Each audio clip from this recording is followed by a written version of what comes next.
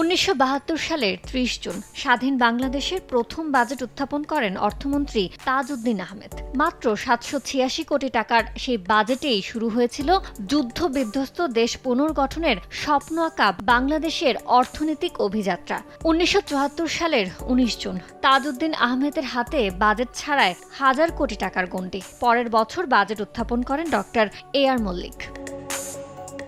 এরপর রাষ্ট্র পরিচালনার দায়িত্ব নিয়ে ১৯৭৬ সালের ২৬ জুন প্রথমবারের মতো প্রায় ২,০০০ কোটি টাকার বাজেট ঘোষণা করেন রাষ্ট্রপতি জিয়াউর রহমান। দেশকে শক্তিশালী অর্থনীতির ভিতে দাঁড় করাতে ৭৭-এর ২৫ জুন ২,১৮৪ কোটি টাকা আর ১৯৭৮ সালে ৩০ জুন জিয়াউর রহমান ঘোষণা করেন ২,৪৯৯ কোটি টাকার জাতীয় বাজেট। মির্জা নুরুল হুদার হাত ধরে ৭০-এর দশকের শেষ দিকে বাজেটের আকার বেড়ে দাঁড়ায় ৩,৩১৭ কোটি টাকায়। টাই এলো ইনোভার, যেন আপনি লাইফে থাকেন রেডি প্রতিদিন। ইনোভার, ডিজাইনড ফর নাও।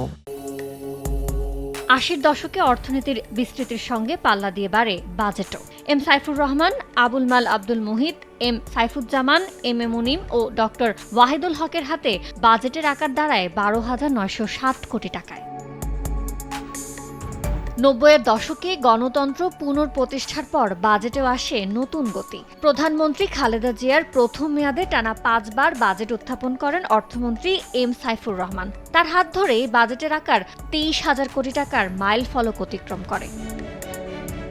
১৯৯৬ সালের ২০ জুন অন্তর্বর্তীকালীন সরকারের হয়ে বাজেট ঘোষণা করেন অর্থনীতিবিদ ডক্টর ওয়াহিদউদ্দিন মাহমুদ। এরপর শেখ হাসিনা সরকারের প্রথম অর্থমন্ত্রী শাহ এ.এম.এস কিবরিয়া ধরেন দেশের অর্থনীতির হাল। ২০০১ সালের ৭ জুন তিনি উত্থাপন করেন ৪২,৩০৬ কোটি টাকার বাজেট। ক্ষমতার পালা বদলে বেগম খালেদা জিয়ার নেতৃত্বে বিএনপি সরকার গঠন করলে টানা ৫ অর্থবছর বাজেট ঘোষণা করেন অর্থমন্ত্রী এম সাইফুর রহমান। বাজেটের আকার পৌঁছে প্রায় ৭০,০০০ কোটি টাকায়। এরপর তত্ত্বাবধায়ক সরকারের ২ মেয়াদে অর্থ উপদেষ্টা ডক্টর এ.বি.এম. মির্জা আজিজুল ইসলামের সময়ে বাজেটের আকার ছুঁই করে ১ লাখ কোটি টাকার ঘর। ২০০৯ সালের ১১ জুন দেশের ইতিহাসে প্রথমবারের মতো ১ লাখ কোটি টাকার বেশি বাজেট উপস্থাপন করেন অর্থমন্ত্রী আবুল মাল আব্দুল মুহিত। টানা ১০টি বাজেট ঘোষণা করে রেকর্ড গড়ায় অর্থমন্ত্রীর সময়ে বাজেটের আকার অতিক্রম করে ৪ লাখ কোটি টাকার গণ্ডি। মুহিতের পর দায়িত্ব নেন আহম মুস্তফা কামাল। টানা ৫টি বাজেট উপস্থাপনের মধ্য দিয়ে তিনি বাজেটকে নিয়ে যান ৭.৫ লাখ কোটি টাকার দোরগোড়ায়। এরপর ২০২৫-২৬ অর্থ বছরে ৭,৯৭,০০০ কোটি টাকার বাজেট ঘোষণা করেন অর্থমন্ত্রী আবুল হাসান মাহমুদ আলী। আর দেশের ইতিহাসে প্রথমবারের মতো বাজেটের আকার কমিয়ে ৭,৯০,০০০ কোটি টাকার বাজেট দেয় অন্তর্বর্তী সরকার।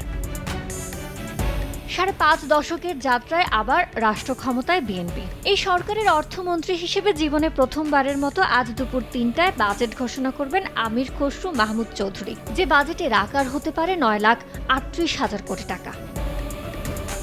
ইয়ানুর শিফাত, সময় সংবাদ, ঢাকা।